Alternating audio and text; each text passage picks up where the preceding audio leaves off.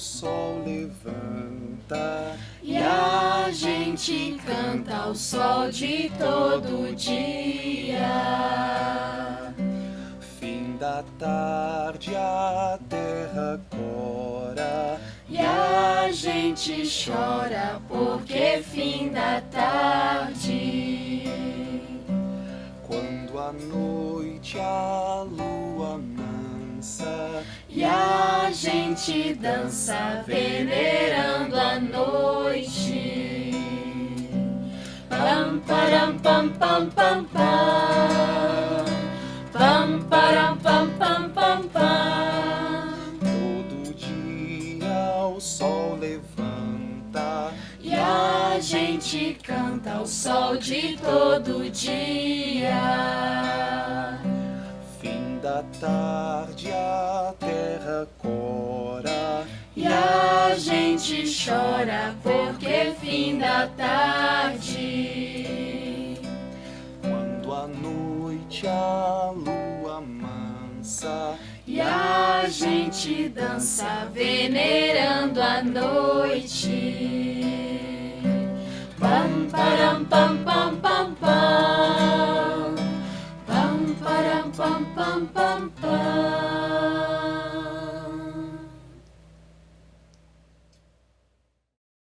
Certa vez, uma senhora me disse que as histórias são o fio do tempo.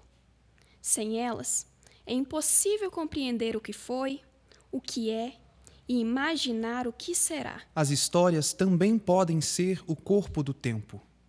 O personagem que imaginamos, em traços oblíquos no livro repleto de narrativas, me convida a permanecer mais um tempo na página, acompanhar seus passos, questionar suas atitudes, aguardar ansiosamente pelo desfecho. Depois da última página, quando as histórias terminam, elas continuam lá, com suas vidas e afazeres, seus dilemas e sonhos. As palavras são o corpo da história. Com elas, inventa-se um mundo possível, imagina-se outros, cria-se personagens, lugares, sons e cheiros que, assim como em nosso cotidiano, fundam a vida. Também nele, em nosso famigerado cotidiano, as histórias dos personagens, de gente que já viveu e que ainda vive, é cheia de sonhos, medos, esperanças. As histórias aqui apresentadas serão contadas a muitas mãos, com olhares e perspectivas múltiplas que se entrelaçam, compondo um mosaico de vidas, histórias, vivências. Olhares tristes, momentos alegres, os contadores de histórias que recriam e recontam as histórias que aqui se apresentam. A linha que une a memória, o tempo, a vida.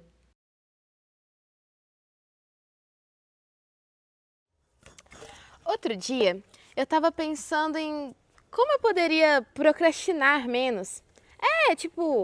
Fazer as coisas, sabe? Ser mais proativa, sem ficar, o que eu faço agora? Enfim, enrolando. E aí, eu lembrei do senhor Geraldo e de como ele era assíduo na sua rotina. Só para vocês terem uma noção, ele acordava mais ou menos umas 4 horas da manhã todos os dias.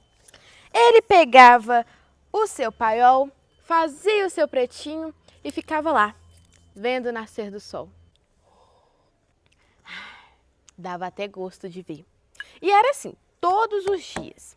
Ele também tinha uma cadernetazinha que ele anotava as coisas. E ele sempre conferia umas 3 vezes antes, para depois sair de casa. Comprar os 4 botões de forrar para Dona Carmen, o fumo do papai. Tem que lembrar o seu Jordano de comprar aquela lata de leite. Todos os dias era a mesma coisa. Também tinha um ritual que era para subir no caminhão, para ele pegar os leites lá na casa do senhor Jordano, para ele seguir para Leopoldo. Que era assim, pegava o seu terço, dava aquela apertada e rezava um trecho da oração de São Cristóvão, que é os padroeiros dos motoristas. Senhor, dai-me vigilância no volante para que não aconteça nenhum acidente até eu chegar no meu destino. Amém. Pegava ele, colocava assim, pegava também a sua santinha e colocava lá no painel do caminhão. E só assim partia para a casa do senhor Jordano pegar todas as latas de leite. Chegava lá, punha todas as latas na carroceria do caminhão e ia rumo a Leopoldo. Ele era muito consciente e tudo se resolvia em Leopoldo. Por isso, ele não deixava de dar carona para ninguém. Mas ele até gostava, porque a estrada era péssima, tinha muito buraco, tinha muito mato e essas pessoas ajudavam ele. Não deixava ninguém para trás. E a gente na roda, mas aqui em Neves não ficava. Porque ele era muito humano e sabia de tudo que acontecia aqui, que tinha que resolver lá em Leopoldo. E ele, nos dias que não ia ninguém, pegava seu radinho, companheiro de longa data, dava uma conferida e seguia rumo a Leopoldo. Era assim, todos os dias. Ele até ficava meio triste quando não ia ninguém, porque aí não ia ter história para saber e nem fofoca para contar. E ele amava, mas não contava história de ninguém para ninguém. E assim ele ia. Chegando lá em Leopoldo, ele tinha que entregar os leites até mais ou menos meio-dia, porque senão podia estragar. E ele sabia que o senhor Jordano ia ficar muito triste se a linha de leite perdesse. E ele já estava trabalhando há muito tempo com o senhor Jordano e era um exímio funcionário.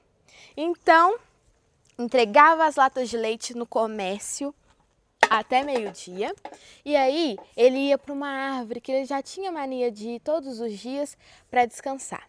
Lá, ele pegava sua marmitinha, que era sempre muito cheirosa. Às vezes vinha com um pão com gordura, umas 3 batatas roxas. Era maravilhoso. Comia e tirava aquele cochilo. Tinha uns 30 segundos, sabe, para dar aquela renovada. Acordava com as energias repostas e ia fazer os outros afazeres. Pegava a sua lixinha, fazia aquela conferência e ia comprar para depois seguir para a mata de Bento Pires de novo.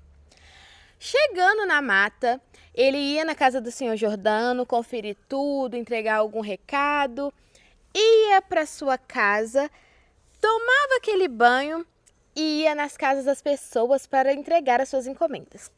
Ele era muito certinho e sempre pedia para as pessoas conferirem um troco na frente dele. Ó, você me deu 5 cruzeiros, toma aqui seu troco. Era assim, todos os dias. Chegava em casa, proseava mais um pouquinho com os vizinhos, comia, arrumava sua marmita e ia repousar. Às 8, com as galinhas, para que no outro dia ele pudesse pegar o seu caminhão, que além de leite, carregava histórias. Boa noite.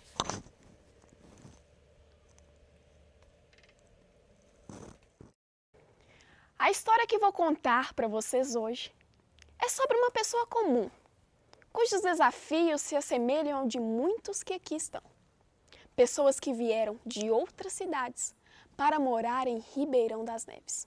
Eu vou falar sobre Nelson, um trabalhador simples e sonhador, que se diz ser o 4º morador do bairro Rosa Neves. Nelson sempre trabalhou muito. Desde novo, nasceu e morou em Teófilo Otoni durante toda a sua adolescência. E foi neste período que aprendeu com seu pai, um ofício que levou para o resto da vida. Tornou-se um pedreiro de mão cheia. E foi com este ofício que ajudou na construção da casa dos seus pais e no sustento dos seus irmãos. Embora ele adorasse morar com seus pais, ele tinha um sonho: sair da casa dos seus pais e construir a sua própria família. E assim ele fez. Morou em São Paulo, Rio de Janeiro e Brasília. Finalmente, em Belo Horizonte, ele conseguiu uma empresa de construção civil para trabalhar. E em Belo Horizonte ele foi aprendendo a se resolver na cidade. Alugou uma casa na rua Itapecerica, pertinho da rodoviária. E sua rotina sempre era a mesma.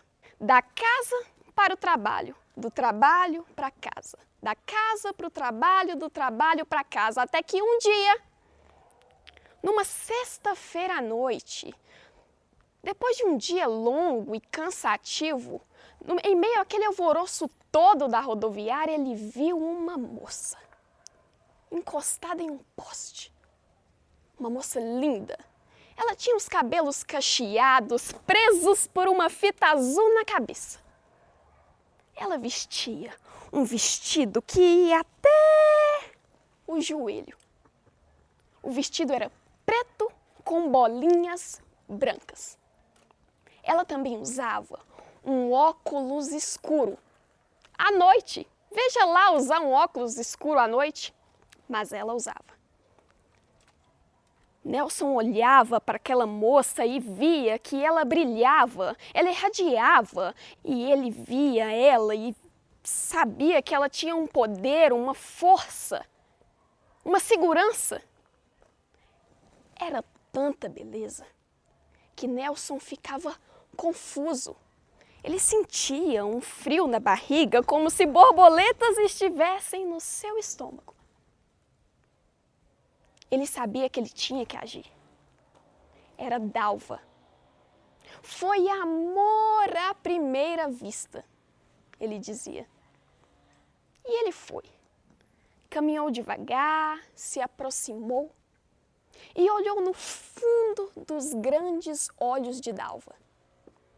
Embora ele parecesse todo seguro e confiante, por dentro ele estava acuado, morrendo de medo de ser ignorado.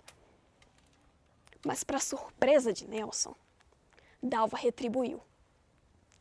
Ela baixou seu óculos, olhou no fundo dos olhos de Nelson e deu um sorriso de canto de boca. Um sorriso tímido, mas convidativo. E Nelson foi. Caminhou devagar e se aproximou de Dalva. Começaram a conversar e ali mesmo disseram que nunca mais iriam se separar. O tempo passou e eles começaram a morar juntos na casa da rua Itapecerica. E era amor pra cá, amor pra lá, uma festa toda. Mas no lugar daquela alegria, deu-se espaço para preocupação. Dalva começou a ficar muito preocupada porque o aluguel daquela casa começou a ficar muito caro. Estava muito difícil se manterem lá. Dalva e Nelson ficaram tão preocupados que já não dormiam. Dalva, preocupadíssima, ligava para um amigo, ligava para outro, pensando em como resolver esse problema. Eles não poderiam ficar lá por muito tempo. Dalva pensou, Nelson também, até que Dalva um dia teve uma ideia. Ela ligou para alguns amigos e eles disseram que tinha um lugar distante que vendia uns lotes baratos. E Dalva, então, perguntou a Nelson: "Ô, amor, por que a gente não muda daqui e compra um lote num lugar que se chama Ribeirão das Neves? Ouvi dizer que lá tem uns lotes baratos. A gente junta um dinheiro da entrada e parcela o resto em infinitas prestações." Nelson adorou a ideia. Só que ele pensou: mas como que nós vamos arrumar dinheiro, Dalva? Dalva então disse: "Amor, por que você não vende umas 3, 4 cabeças de gado que você tem lá em Teoflotone? Nós trabalhamos mais alguns meses, eu pego minhas economias e a gente tem o valor da entrada." Nelson adorou a ideia. Viu ali como uma oportunidade. E assim ele fez. Trabalhou uns meses, vendeu alguns gados, juntou as economias e finalmente ele tinha o dinheiro da entrada. Num domingo pela manhã, seu único dia de folga, Nelson se preparava para o tão sonhado dia.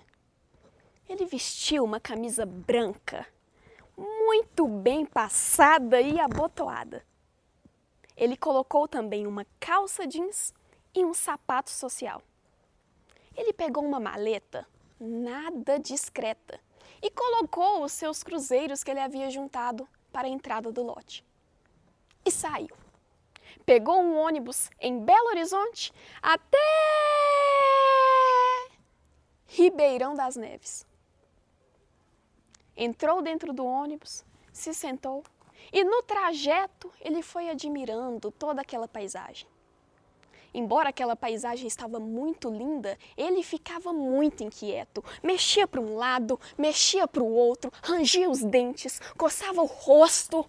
Ele estava muito ansioso porque, afinal, ele estava prestes a realizar seu sonho. Comprar o seu tão sonhado lote e construir a sua casa. Para se acalmar, ele cantava uma música que sua mãe havia o ensinado. Nesta longa estrada da vida, vou correndo e não posso parar. E assim ele foi, por todo o trajeto. Ele olhava para a paisagem, admirava aqueles pássaros, aquelas árvores. Parecia uma floresta. Tinha também um ou outro urubu. E ele foi, admirava, admirou tanto que adormeceu. Bem! Era o barulho da buzina do ônibus. O motorista lá da frente gritou: "Ô menino, acorda! Chegou o fim da linha!" E ele acordou assustado, levantou-se, pegou a sua maleta e desceu do ônibus. Ele olhou para um lado, olhou para o outro e viu que ali ainda não era o bairro Rosa Neves. Ele então percebeu que ia ter que andar muito ainda. E ele foi. Andou, andou e andou. O suor escorria por todo o seu rosto e manchava sua linda camisa branca, muito bem passada, mas que naquele momento já estava toda amarrotada. O seu sapato, muito lindo e ilustrado, já estava todo sujo e empoeirado, daquela poeira vermelha que tinha sob seus pés.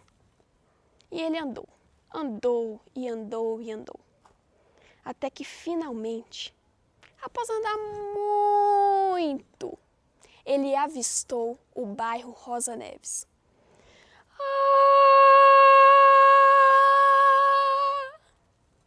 Ele estava ali, próximo a realizar seu sonho. Ele encontrou com o vendedor, abriu a sua maleta com alguns cruzeiros e entregou. Em troca, o vendedor deu para ele um pedaço de papel.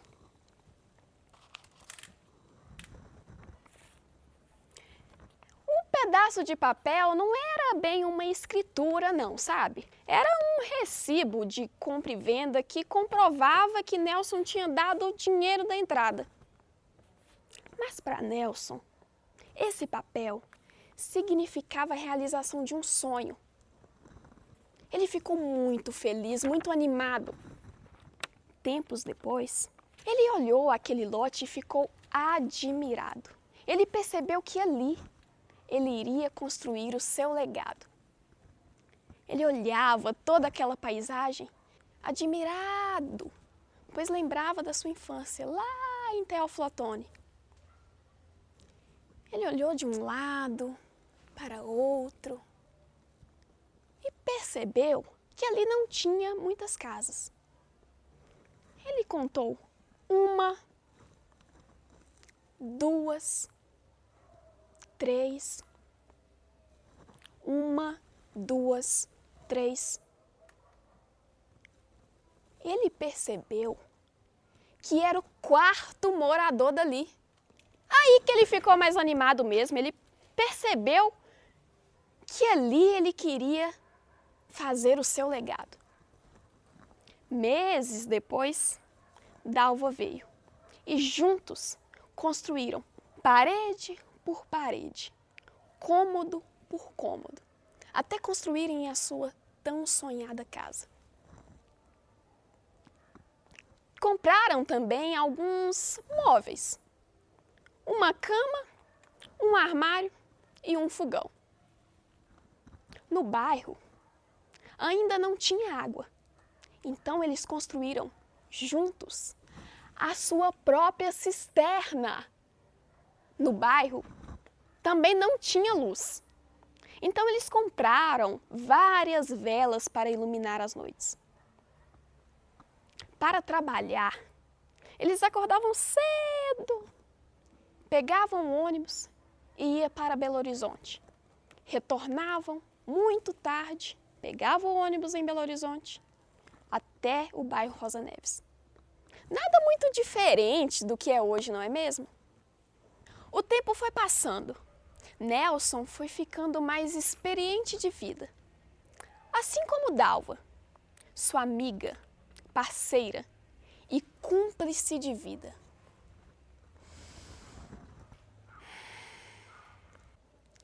Existem momentos na vida que a gente não esquece. São lembranças que trazem saudades, que causam uma profunda dor.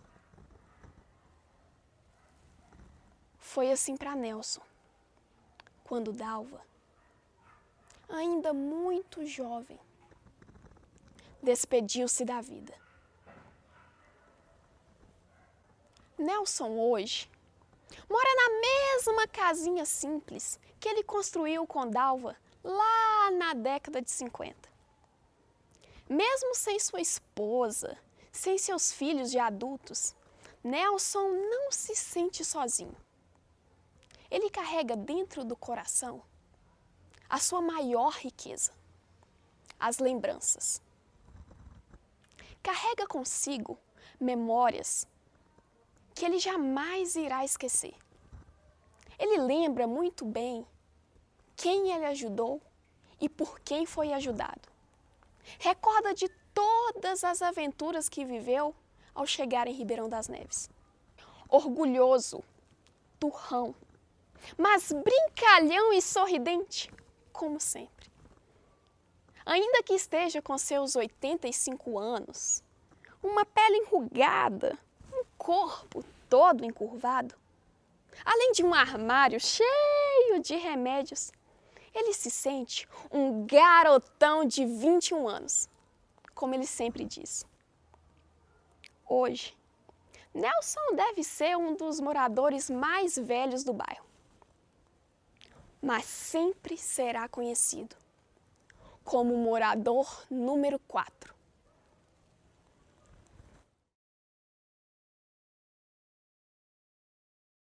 Olá, meus curiosos de histórias. Saudações! Hoje trouxe para vocês um caso que ocorreu aqui, em Ribeirão das Neves, no bairro Sevilha. Uma história assustadora, vocês vão ver. Eu vou contar para vocês agora. O loteamento dos bairros Sevilha, primeira e segunda seção, foi responsável por trazer muitas famílias para cá, vindo de outras cidades. Veio gente de Belo Horizonte, de Contagem, de Veracruz, de Pedro Leopoldo. Veio gente de tudo quanto é canto. Você, por acaso, é de família que veio de outra cidade para construir aqui em Neves? Muita gente foi assim. E é desse jeito que Ribeirão das Neves começou a crescer. Com um bom preço e não muito distante do centro da cidade, os bairros Sevilha A e B, como são chamados, aos poucos foram se tornando enormes e habitados bairros. Mas nem sempre foi assim não. Lá no começo, quando a luz ainda nem tinha chegado em todas as ruas, a maioria das famílias se mudaram para cá justamente por serem mais pobres e demoraram longos e bons anos para terminarem suas casas. Naquela época, lá para os anos 70 e 80, quem já morava aqui era seu Pedro Pedreiro, o seu Vicente, seu Geraldo Lima, seu Moreira, Dona Idê e seu Luiz o Sapateiro com Dona Neuza. Era muito comum naquela época nós vermos jovens, moças ou rapazes, que antes mesmo de terminarem os estudos, saíam para procurar trabalho porque tinham que ajudar em casa, aumentando a renda da família. E é desde lá daquela época que a cultura de acordar cedo, sair para trabalhar fora, voltar tarde da noite, começava a se instaurar na cultura dos nevenses. Havia também aqueles que estudavam à noite, lá no grupo escolar, ao lado da matriz da cidade, quando ainda era oferecido o ensino noturno. Voltava a turma tarde da noite por essa rua comprida.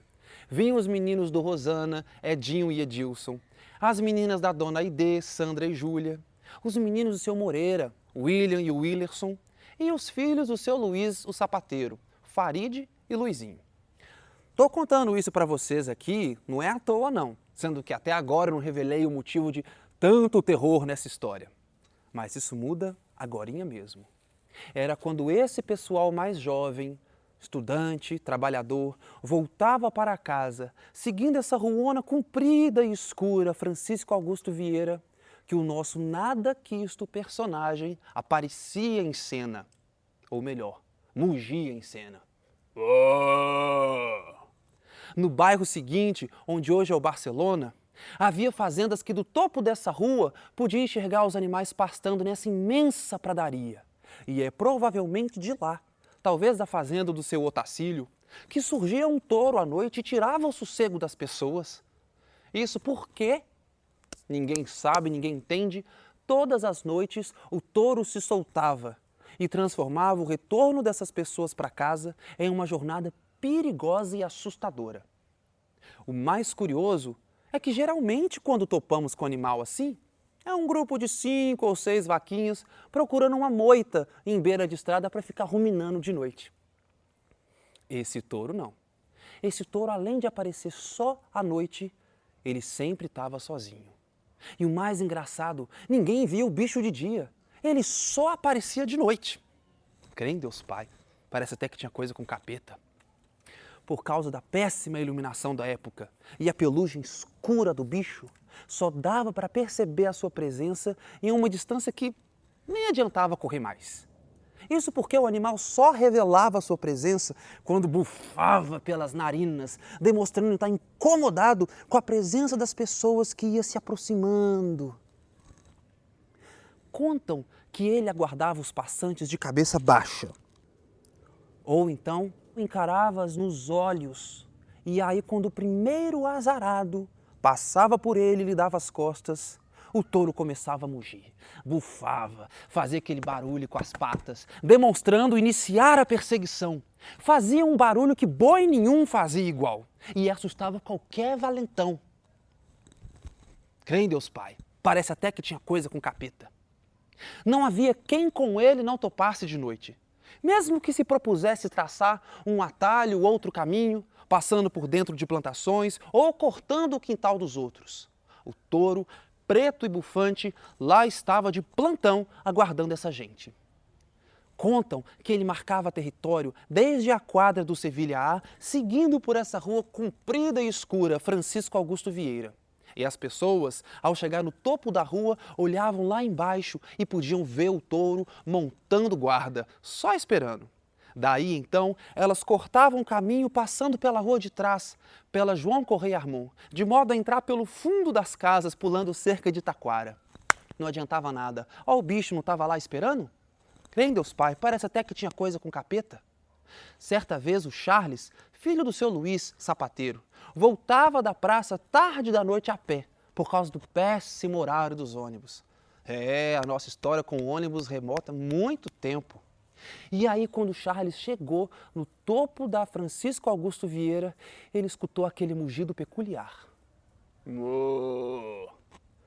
Ficou congelado por um tempo. Depois começou a correr como nunca tinha corrido antes. E com o perigo logo atrás, a ponto de sentir a respiração do touro esquentar suas orelhas, ele corria e pensava, se eu for para dentro de casa correndo desse jeito, o touro vai me seguir até lá. Mas no meio daquela correria, e sem muita escolha, ele correu para dentro do lote e subiu em cima de uma escada que dava para a laje. E aí, finalmente, quando ele teve a oportunidade de olhar para trás,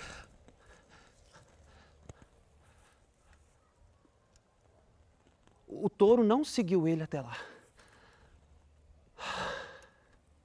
Ficou ali, restrito na entrada do lote, como se alguma força sobrenatural o impedisse de avançar, o que uma cerca de taquara não dava conta de impedir. E ele ficava lá, na divisa, batendo as patas, bufando, mugindo, esperando a oportunidade de alcançar sua vítima. Crê em Deus Pai, parece até que tinha coisa com o capeta. E sabe que fim levou esse touro? Certa vez ele foi se meter com a mulher de um rapaz muito, muito valente. E esse rapaz, escutando a narrativa da perseguição da sua amada, tomou a firme decisão e disse: amanhã eu topo com esse touro.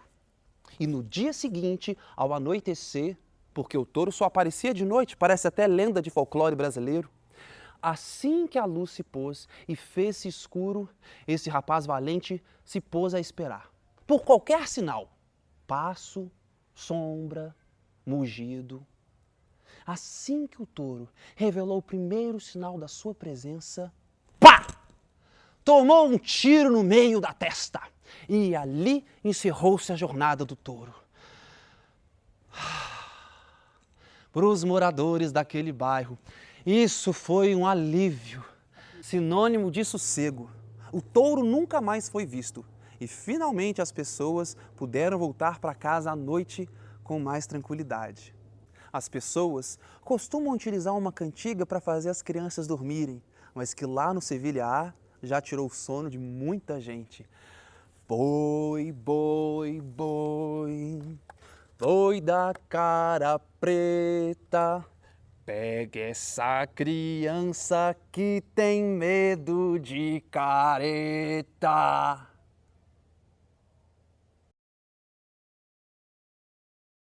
Gente, eu vou contar uma história para vocês hoje, mas antes de eu começar, eu queria saber de vocês, o que são políticas?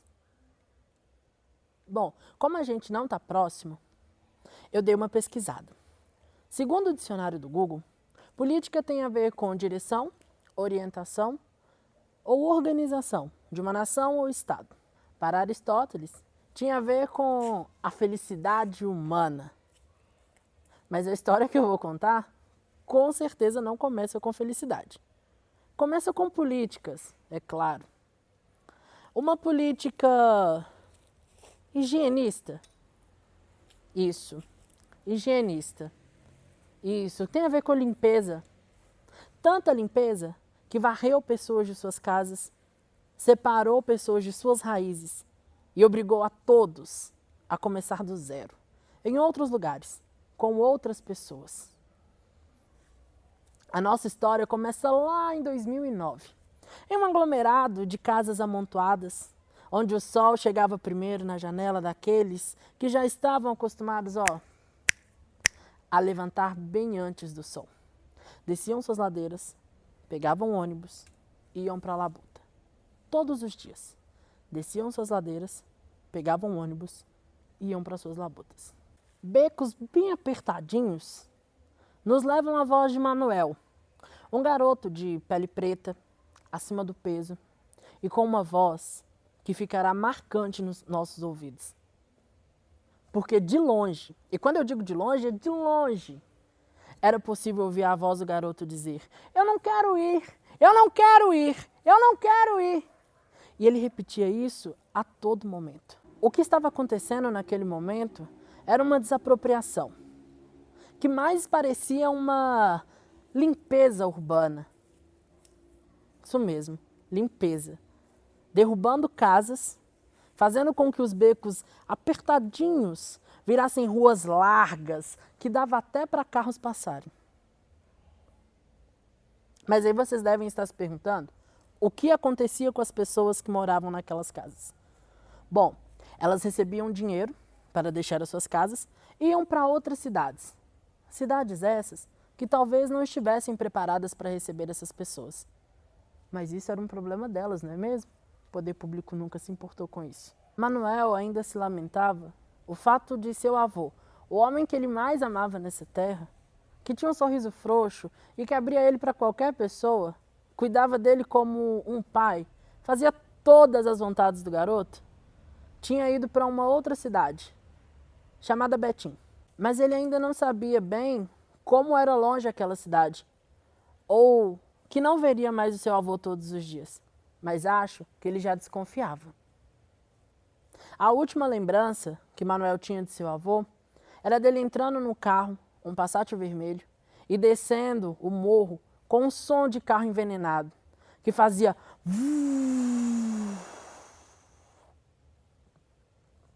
De repente, um barulho tira a atenção de Manuel desse pensamento. Ele dá um salto do sofá e sobe a rua num tiro. Ele se depara com um trator 5 vezes maior do que ele. E o menino ficou ali, parado, vendo a besta gigante que esticou seu braço mecânico e começou a derrubar parede por parede, porta por porta, janela por janela da casa de seu avô, que não estava mais ali para defendê-la e impedir que aquilo acontecesse. Então, de repente, Manuel tira do bolso uma fotografia da casa, que há uma semana ele tinha tirado. E ele ficava ali, olhando a besta gigante derrubar porta por porta, janela por janela, parede por parede da casa de seu avô, e olhava a foto e a casa.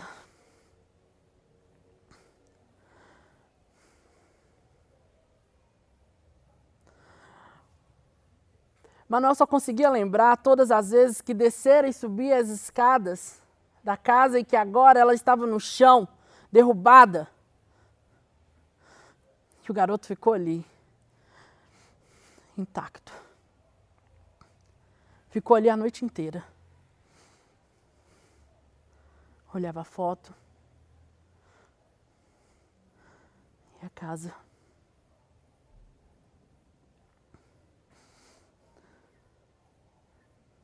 Resolveu descer de volta para casa e contar para sua mãe o que tinha acontecido. Ao chegar em casa, ele ouve sua mãe falar sobre preço de carreto, sobre uma nova casa. Ouviu ela dizer que iriam para uma cidade chamada Ribeirão das Neves. E que a casa nova era grande, dava para cuidar de bicho, plantar, e dava para receber toda a família de uma única vez. Foi então que Manuel entendeu que chegou a vez dele de deixar aquele local. Então ele resolveu chamar todos os seus primos, e chamou um, chamou o outro, veio todos. E aí ele fez um discurso, como de um presidente de verdade. Nascemos juntos, vamos permanecer juntos. Agora um pouco mais distante. Mas se eu sentir saudade de vocês, eu pego minha mochila e venho vê-los. E brincaram ali, a última vez, de esconde-esconde, nos destroços da casa de seu avô.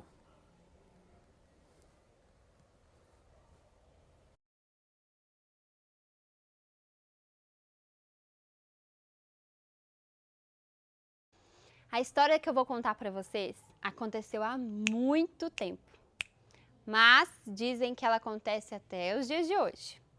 É sobre uma mulher nascida em 14 de junho de 1831, lá em Montes Claros, chamada Levi Lopes. Não era uma mulher assim carismática, simpática, educada, nada disso não. Na verdade, ela era temida.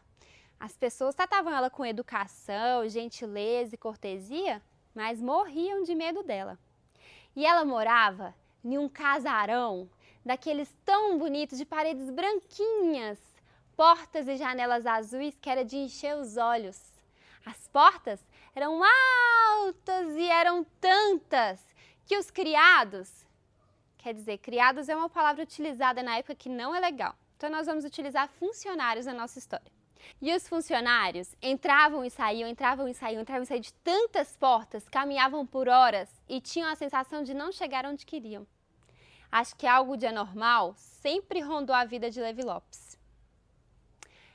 O povo conta, e o povo não inventa não, porque o povo sempre conta aquilo que ouviu o outro contar, que ouviu de alguém dizer, que teve uma vez que ela pegou o maior tacho da sua casa, colocou no fogão de lenha, colocou água para ferver. A água levantou fervura e ela pegou o tacho quente, sem nenhuma proteção nas mãos, só para jogar água quente nos seus funcionários que não queriam obedecer. Vê se tem cabimento tamanha maldade? E a história não para por aí, não. Ela sempre elegante, com aqueles vestidos de renda, da cabeça aos pés, os saltos altos, sempre com a mesma roupa, independente do clima. Acho que por ser tão fria por dentro, o clima de fora não atrapalhava ela não. E ela gostava de passear com os seus saltos altos. E ela adorava pisar na mão das criancinhas, que estavam brincando ou engatinhando nas praças, nas ruas, no quintal de sua casa, principalmente se fossem filha dos seus funcionários. Como eu já falei, ela não era carismática, simpática, nada disso. Mas curioso é que na sua face não havia nada a se temer. Era sadia e ó, melhor que muita gente por aí. Mas era de uma magreza e de uma altura muito maior do que o normal. Por isso as pessoas chamavam ela de mulher de 7 metros. Teve uma vez lá em Montes Claros que o tempo, ó, deu uma reviravolta. Armou um toró e a Levi Lopes resolveu pedir uma corrida de táxi. O taxista todo gentil abriu as portas para ela e lá dentro a temperatura mudou bruscamente. O taxista achou que era coisa do tempo. Gentil, como todo morador de Montes Claros, ele ofereceu sua única sombrinha para Levi Lopes. Ela aceitou, falou com ele para buscar no endereço. Ele anotou o endereço no papelzinho, guardou no paletó e assim que possível ele iria buscar. Quando chegou no endereço que ela havia dado, ele percebeu que o ambiente era esquisito. Era um ambiente deserto, vazio. E quando ele deu por si, se tratava de um cemitério. E ele viu que a única cova que estava lá tinha uma estrelinha, data de nascimento. Uma cruzinha, data de morte. E ele leu o nome, Levi Lopes. Jesus Maria José! Ele quase caiu para trás. Quando ele percebeu que a mulher que ele havia dado carona estava morta, quase que morreu ali também. Bom, você deve estar tentando entender como que isso aconteceu. Montes Claros tinha um cemitério e precisou mudar esse cemitério de lugar. Coisa de cidade pequena, que cresce sem poder. Mas com os mortos, a gente não brinca não. Levi Lopes ficou possessa, irritada de terem mudado a sua cova de lugar. E a partir dali, resolveu levantar. E resolveu fazer jus ao seu apelido. Resolveu fazer jus aos 7 metros que a deram. E todas as noites, Levi Lopes fazia o mesmo trajeto em Montes Claros. Ia de um ponto ao outro. Só que agora, ela precisava dar poucos passos para chegar onde queriam. Os moradores contam que ela abria suas pernas e os ônibus, ó, passavam por debaixo dela. Não tinha cabra macho que dava na rua depois de certa hora. Tinha pessoas que tentavam correr atrás dela, para ver mesmo se a cara daquela mulher de 7 metros era a cara da Levi Lopes. E quanto mais chegavam perto dela, mais elas se afastavam dali e não conseguiam ver se era ela. Bem, muita coisa aconteceu por lá, mas você deve estar se perguntando o que Levi Lopes faz, o que a mulher de 7 metros faz quando vem aqui para Neves. Pois é, acredite se quiser, ela veio para cá. Eu acho que de Montes Claros para Neves, uma mulher de 7 metros não precisa dar muitos passos, não. As pessoas contam que as pessoas viram e que ouviram dizer que na BR, na Matinha, já viram as pernas da Levi Lopes, mulher de 7 metros, e os carros passando por debaixo das pernas dela de novo.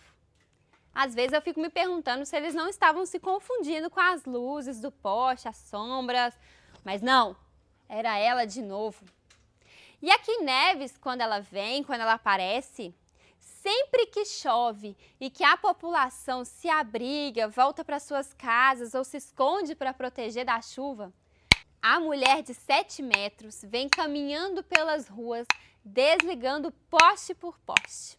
Eu não sei se ela desenrosca a lâmpada, se ela quebra, se ela desliga no interruptor, mas a luz sempre acaba. E olha que a luz aqui acaba com frequência, viu? E ela também pega aquelas criancinhas desobedientes, malcriadas, que falam palavrão, que não querem fazer aula online, que não querem fazer para casa. Pega as criancinhas, coloca em seus ombros e desaparece com elas. E ó, já falei que tentaram ver o rosto dela e não conseguiram, né? Pensa se vai enxergar uma criança pequenininha nos ombros dela? Não vai mesmo. Dizem que para quem não acredita que ela existe, ela faz questão de na quaresma comparecer para provar que existe mesmo. E ela vem cantando assim: você não acreditou e eu vim te pegar. Preciso dar 2 passos para te encontrar. Eita, chega a arrepiar. Mas ainda bem que a quaresma passou, né, gente? Histórias que começam e terminam. Histórias que são interrompidas. Histórias que são narradas a partir do meio, depois o fim e só depois o começo. Histórias que são contadas de pai para filho, de filho para neto, de neto para um mundo repleto de crianças da mesma idade. Um mar de histórias que são criadas por suas personagens, que vivem, sonham, criam, brincam, entristecem, choram, morrem. Histórias que fazem parte de nós, da nossa memória, que escrevem o nosso tempo. Histórias que recuperam a força daqueles que já se foram. Histórias que desenham o rosto dos esquecidos. Histórias que pertencem a mim, a você, ao nosso povo. Histórias da nossa terra.